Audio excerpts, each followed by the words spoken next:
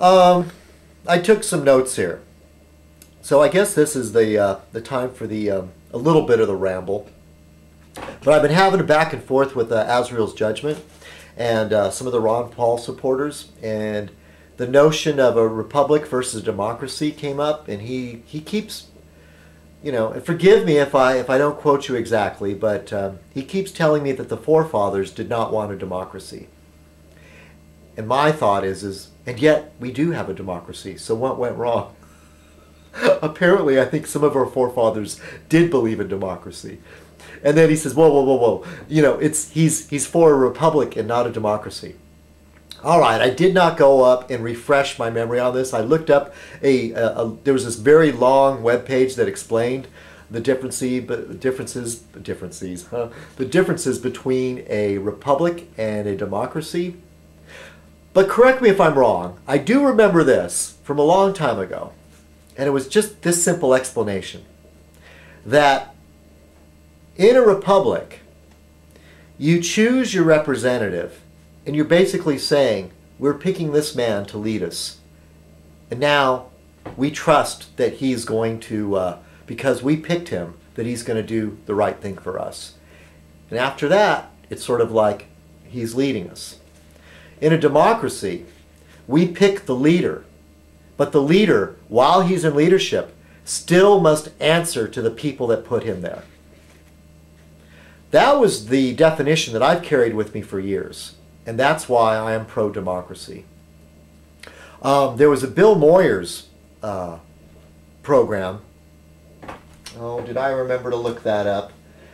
No, I didn't, but there was an author on there, and I want to say Thomas K., but he wrote a biography of Thomas Paine. His last name was K. I could have it all wrong, but you could look it up. Bill Moyers, interviewing a gentleman that wrote a biography about Thomas Paine. And I can't say that I'm an expert on Thomas Paine, but a lot of things, the quotes that we've heard that ring familiar. And he wrote a treatise, a pamphlet called Common Sense, or a small book. And I mean, Americans, farmers are reading it in the fields and stuff like that. He really, according to this man, was very influential on what we now know as America. And Thomas Paine was a darling of the liberals, and the conservatives always tried to beat it down, to minimize his importance. Up until Ronald Reagan started taking some of the Thomas Paine quotes out of context, and then the Republicans, the conservatives, started embracing him. Excuse me if I say Republican conservative, but that's kind of how it falls. Just look at who the Republicans have put out as their nominees. They're all pretty, for the most part, white, if you include Italian as being white. And what do the Democrats have? I mean, it's a very progressive field. We have a woman, we have an African American, and we did have an Hispanic running. So, it's like Christ said, if you want to judge the tree, look at the fruits. Look at what comes out, of the party or out of the person. At least, I'm not saying the Democrats are perfect, but you just look at the diversity and who they're trotting out there, and I think that says more about America. I'm not a registered Democrat. I'm registered Green Party. And yet here I am pumping up the Democrats. But back to Thomas Paine just a little bit more. But this is a really good interview, and on Bill Moyers, and I learned a thing or two, and I might go back and actually do some reading. But a lot of what he spoke about is that government is a necessary evil. That's the key word. It's a necessary evil. And the idea of not having any government is ridiculous, and to me, in my mind. And so that's about it. I guess it's not a very coherent thing, But it's coming down to like a lot of the Ron Paul supporters, and Ron Paul says some things I really I relate to, I enjoy. But it seems so many, especially on the internet, are very dissatisfied with our government the way it is. And I hear all this stuff like strict constitutionalist. And it's the same thing as saying I'm a strict, I believe in a strict interpretation of the Bible. You know?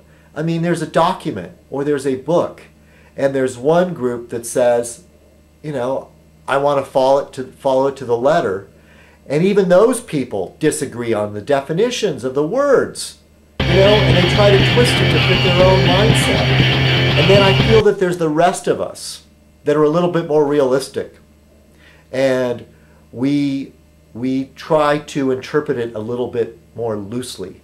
We're not so tied down to the literate, you know, interpretation. You know, it's the difference between a fundamentalist and a progressive. And fundamentalists, at least in the religious world, they're the ones that are causing all the problems. So if you're going to be a constitutional fundamentalist, think about it. You know, I mean, it's a document, and I think it's open to interpretation. And it should reflect the changes in society. And when society changes, it might be time for a new interpretation. Hence, you know, abolishing slavery. At one point, the Bible thumpers said, you know, it's the Christian thing to do to abolish slavery.